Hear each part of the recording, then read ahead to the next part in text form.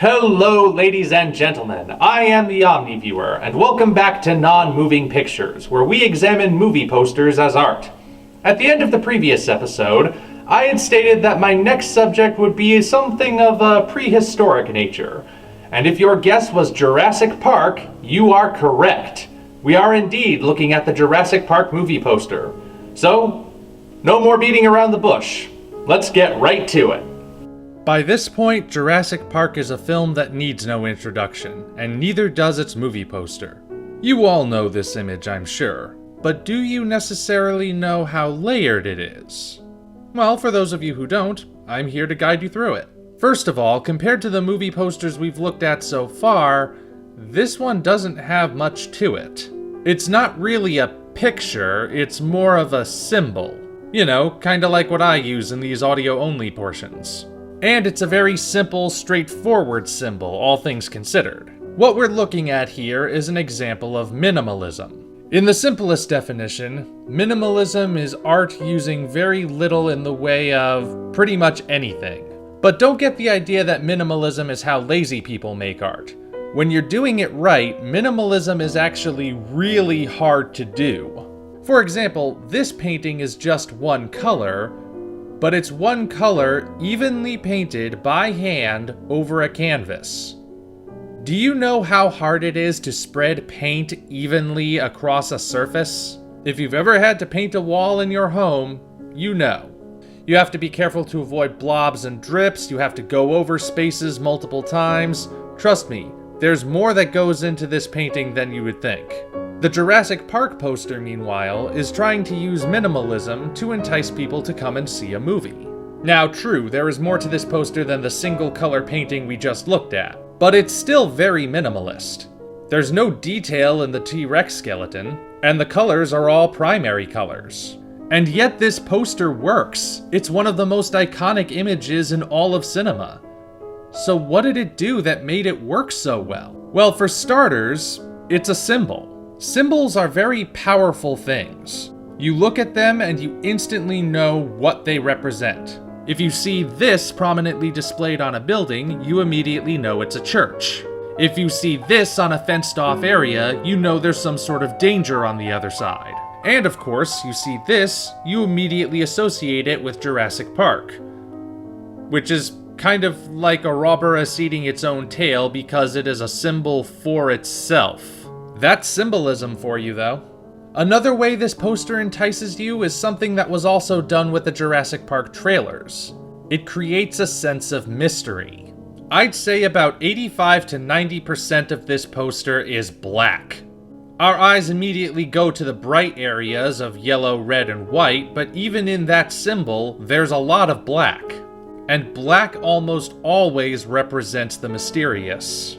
But the black of this poster is also holding a promise. And that promise is that it's not like any dinosaur movie we've ever seen before. And at the time, boy was it ever right.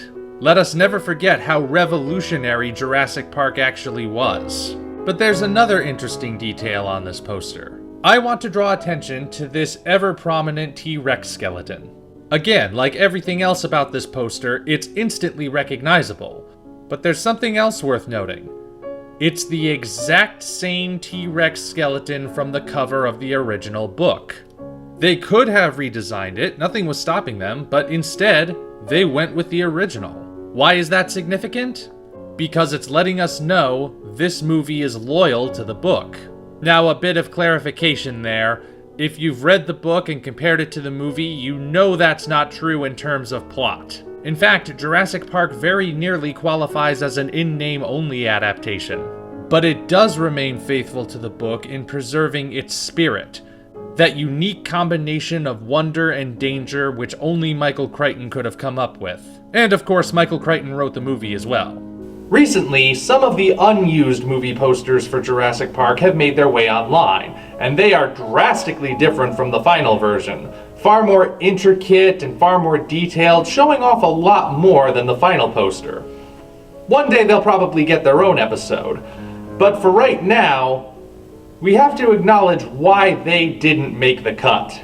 As I said, this is a symbol, and that symbol is connected to a movie that completely revolutionized the cinematic landscape. It encapsulates the spirit of the movie in a way that no other image can, and the marketing team at Universal must know this because over the years, it hasn't really changed all that much.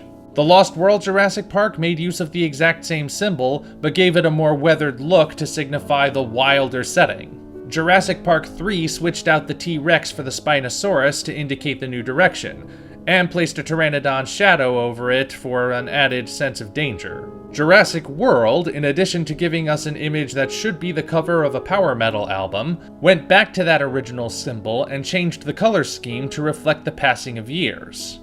And of course, let us never forget the cover to Weird Al Yankovic's Alapalooza, which contained the Jurassic Park song parody.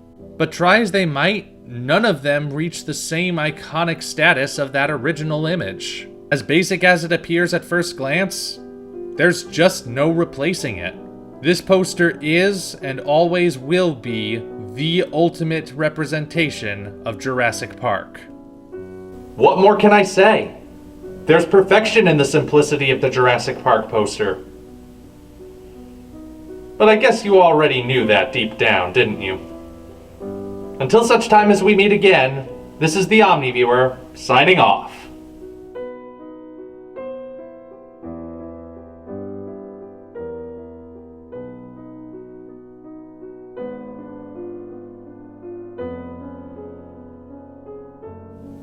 Next time, we'll be returning to the Godzilla franchise to look at a poster that probably isn't displayed all that much anymore. You'll see why.